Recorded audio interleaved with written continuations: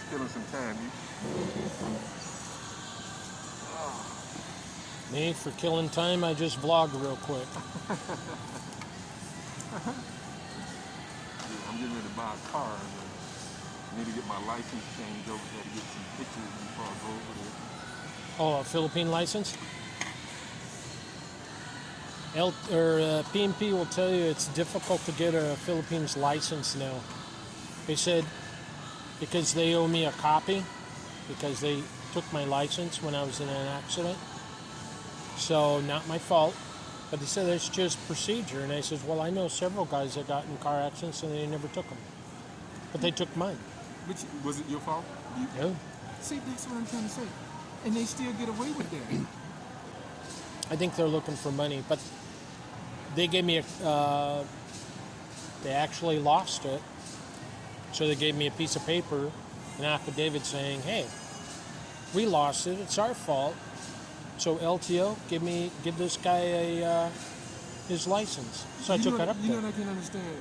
Somebody need to raise that issue because they got cell phone. They can just take a picture of your license. They don't have to take your license. That's crazy. But you should have had a picture of your license also. Yeah, I do. No.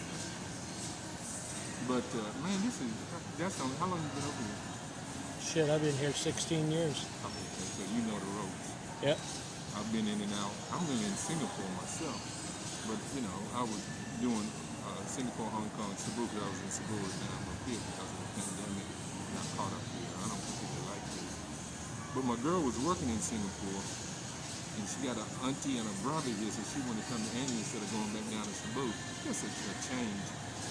Shouldn't have did it. But, you know, it's okay.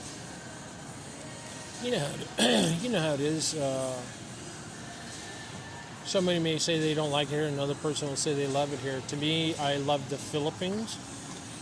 I love what it represents of an easy, simple going life. Yeah.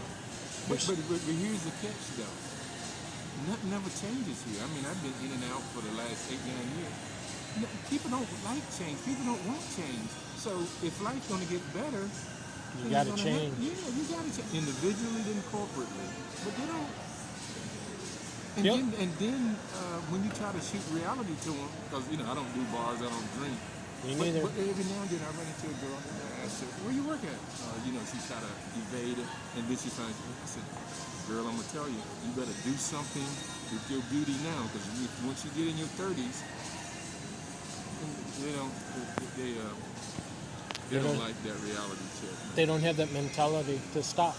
Look, they don't like planning. They don't like looking down the road. I mean, you have to do that if you're going to have a future. You just can't live for the day or tomorrow. And that's what they do here. Yeah, that's my difficulty. They will wait for the last second to pay the electricity, pay their internet, pay their car, motor, whatever it may be. They wait for the last second.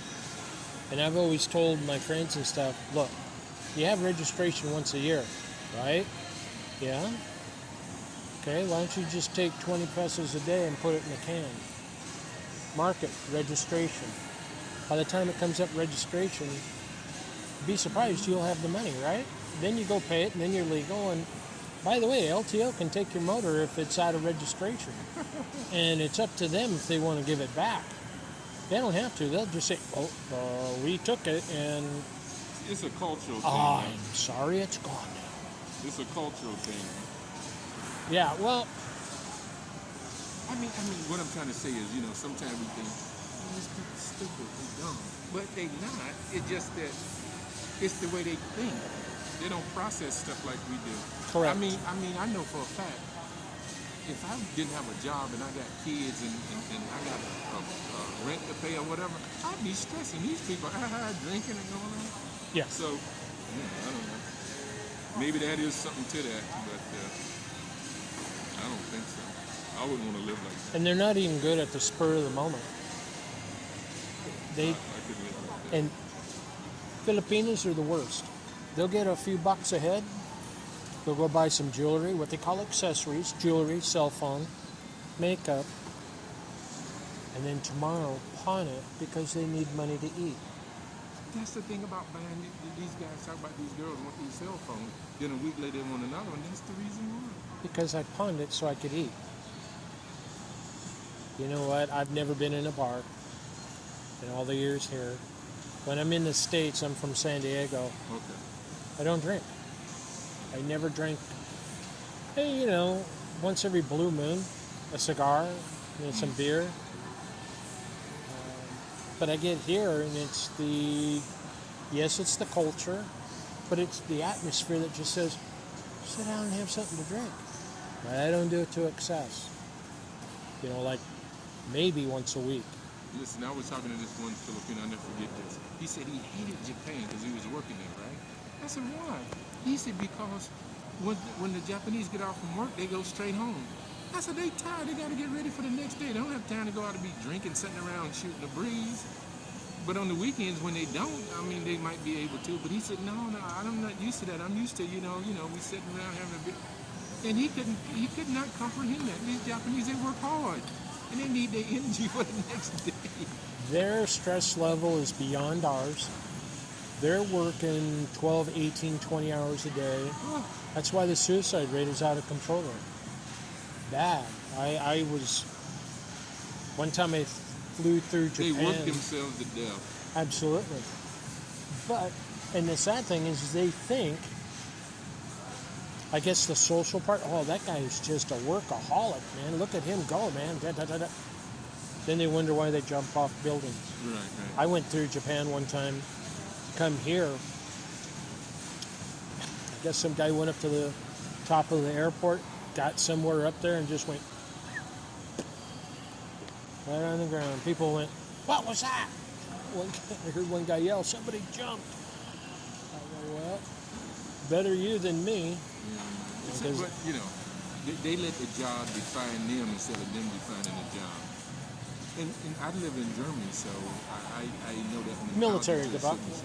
Yeah, I'm retired military. Army? Air Force. Sorry. Yeah, I'm at, I still live around Landstuhl or Ramstein, and we got the hospital there, so. They still treat me like I'm on active duty when I'm back home.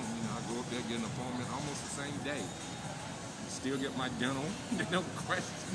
So it's just like I'm still on active duty, man. You're retired, right? I had a chance to go. My brother, who's 3.5 years older than I am, took the test for the Navy, did good, and here I am, 16 years old, going, I'm 18, I'm going to try. So I go Marine Corps because my mindset's different.